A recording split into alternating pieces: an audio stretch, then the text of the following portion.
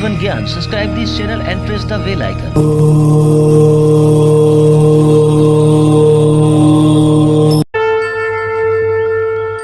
जय माता दी। आप सभी का हमारे YouTube चैनल जीवन ज्ञान में बहुत बहुत स्वागत है। आइए आज सुनते हैं सोम प्रदोष व्रत की कथा।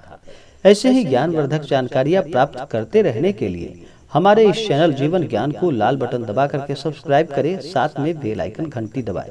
कमेंट में जय माता दी जरूर लिखें ताकि आपकी कुशलता का हमें पता चलता रहे। जो भी भक्त सच्ची श्रद्धा के साथ प्रदोष का व्रत करते हैं, प्रदोष व्रत का कथा श्रवण करते हैं, भगवान भोलेनाथ और माता पार्वती की कृपा से उन्हें सभी प्रकार के सुख और समृद्धि की प्राप्ति होती है तथा सभी दुख और दरिद्रों का इससे अंत होता है। प्रदोष का व्रत आरोग्य को प्रदान करने वाला है। ज्येष्ठ माह कृष्ण पक्ष में पड़ रहा प्रदोष का व्रत इस बार 7 जून 2021 दिन सोमवार को किया जाएगा। प्रदोष व्रत में प्रदोष काल के समय में भगवान शिव और माता पार्वती का पूजन किया जाता है। प्रदोष काल का समय जब सूर्यास्त हो उससे 72 मिनट पहले और 72 मिनट बाद का समय यह प्रदोष काल का समय होता है। इस दौरान भगवान शिव और माता पार्वती का विधि विधान के साथ पूजन करना चाहिए और फिर प्रदोष व्रत का कथा श्रवण करना चाहिए। सुनते हैं प्रदोष व्रत की कथा। तो बोलिए प्रेम से भगवान भोलेनाथ की जय, माता पार्वती की जय। बहुत समय पहले की बात है कि एक नगर में एक ब्राह्मणी रहती थी। उसके पति का स्वर्गवास हो गया था। उसका अब कोई आश्रयदाता भी नहीं था, इसलिए वह प्रातः होते ही अपने पुत्र के साथ भिक्षाटन के लिए निकल पड़ती थी। घर से भीख मांगने के लिए निकल पड़ती थी। भिक्षाटन से वह स्वयं व अपने पुत्र का पेट पालती थी। एक दिन ब्राह्मणी जब घर लौट रही थी तो उसे एक लड़का बड़ी घायल अवस्था में कराहता हुआ रोता हुआ नजर आया। ब्राह्मणी दयावश उसे अपने घर ले आई। वह लड़का विदर्भ देश का राजकुमार था। शत्रु सैनिकों ने उसके राज्य पर आक्रमण कर उसके पिता को बंदी बना लिया था और राज्य पर नियंत्रण कर लिया था। इसलिए वह मारा मारा भटक रहा था, इधर उधर घूम रहा था। राजकुमार ब्राह्मण पुत्र के साथ ब्राह्मणी के घर आकर रहने लगा। एक दिन अंशुवती नामक एक गंधर्व कन्या ने उस राजकुमार को देखा और वह कन्या उस पर मोहित हो गई। अगले दिन अंशुमती अपने पिता को राजकुमार से मिलवाने के लिए लाई। उन्हें भी राजकुमार भाग गया। कुछ दिनों बाद अंशुमती के माता पिता को भगवान शंकर ने स्वप्न में आकर आदेश दिया कि राजकुमार और अंशुमती का विवाह कर दो। फिर उसने वैसा ही किया। ब्राह्मणी प्रदोष का व्रत करती थी। उसके प्रदोष व्रत के प्रभाव से और गंधर्व राज की सेना की सहायता से राजकुमार ने विदर्भ से शत्रुओं को खदेड़ भगाया और पिता के राज्य को फिर से पुनः प्राप्त कर सका और वह आनंद पूर्वक रहने लगा। राजकुमार ने ब्राह्मण पुत्र को अपना प्रधानमंत्री बना लिया। ब्राह्मणी के प्रदोष व्रत के महत्व से जैसे राजकुमार और ब्राह्मण पुत्र के दिन फिर गए, वैसे ही भगवान शंकर अपने दूसरे भक्तों को भी खुशहाल रखे और उनका दिन बदल दे और भगवान सदैव उनकी रक्षा करते रहे। भगवान भोलेनाथ ही एक ऐसे देव हैं जो कि थोड़े से जल से ही प्रसन्न हो जाते हैं और अपने भक्तों की सभी मनोकामनाओं को पूर्ण करते हैं। भगवान भोलेनाथ देवों के देव महादेव नीलकंठ महादेव, करोड़ों चंद्रमा के समान कांतिवान, त्रिनेत्रधारी, मस्तक पे चंद्रमा का आभूषण धारण करने वाले, जटाजूट पिंगल वर्ण भगवान भोलेनाथ अपने सभी भक्तों की मनोकामनाओं को पूर्ण करे।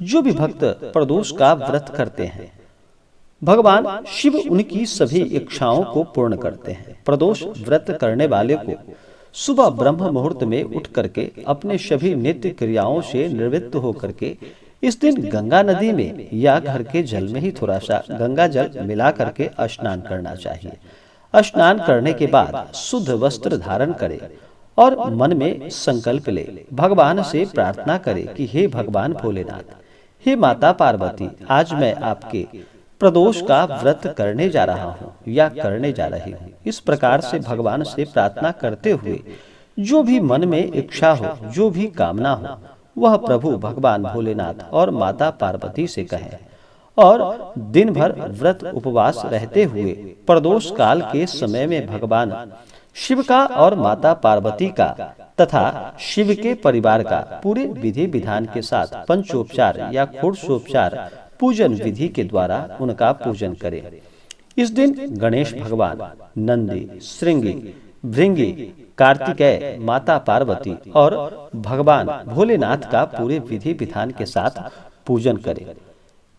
प्रदोष व्रत में प्रदोष काल के समय में भगवान का पूजन किया जाता है। प्रदोष काल का समय सूर्यास्त से 72 मिनट पहले और 72 मिनट बाद का समय वह प्रदोष काल का समय होता है।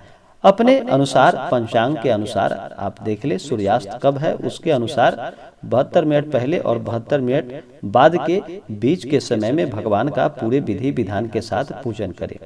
सूर्यास्त से 1 घंटे पूर्व स्नान करे, स्नान करके सफेद वस्त्र धारण करे और भगवान भोलेनाथ का मंदिर में अगर कर रहे हो तो मंदिर में, नहीं तो घर पे ही एक अच्छा सा जगह ले, उस जगह को पवित्र करके वहां पे एक मंडप बनाए। मंडप बना करके उस मंडप को 5 रंगों से सजाएं और भगवान शिव तथा माता पार्वती का उस चौकी पे प्रतिमा या फोटो रख करके उनका पूरे विधि विधान के साथ पूजन करें।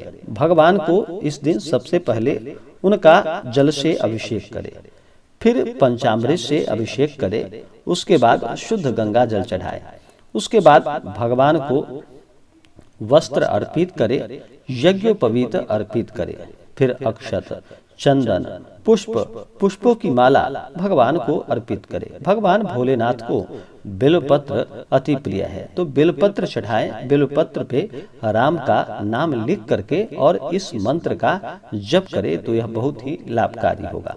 मंत्र ओम त्रिदलम त्रिगुणाकारम त्रिनेत्रम च त्रिधायुधम त्रिजन्म पाप संहारम बेलपत्रम शिवार्पणम। इस मंत्र के द्वारा भगवान भोलेनाथ को बेलपत्र अर्पित करने से 3 जन्मों के पाप नष्ट हो जाते हैं। उसके बाद भगवान को शमीपत्र, भांग, धतूरा आदि भगवान को चढ़ाएं। उसके बाद भगवान को धूप और दीप दिखाएं।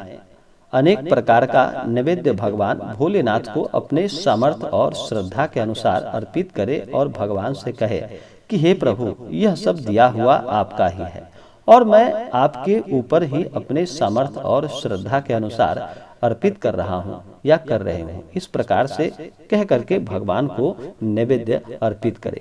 उसके बाद भगवान को द्रव्य और दक्षिणा चढ़ाएं, फिर तांबूल, पुंगी फल भगवान को अर्पित करे। इसके बाद प्रदोष व्रत का कथा श्रवण करे। प्रदोष व्रत का कथा श्रवण करते हुए उसके बाद फिर आरती करे। तो आशा करता हूँ कि यह जानकारी आपको अच्छा लगा हो। ऐसे ही ज्ञानवर्धक जानकारियाँ प्राप्त करते रहने के लिए हमारे इस चैनल जीवन ज्ञान को लाल बटन दबा करके सब्सक्राइब करें, साथ में बेल आइकन घंटी दबाएं, कमेंट में जय माता दी जरूर लिखें, वीडियो को लाइक और अपने मित्रों तथा दोस्तों के साथ शेयर करें। जय माता दी। धन्यवाद।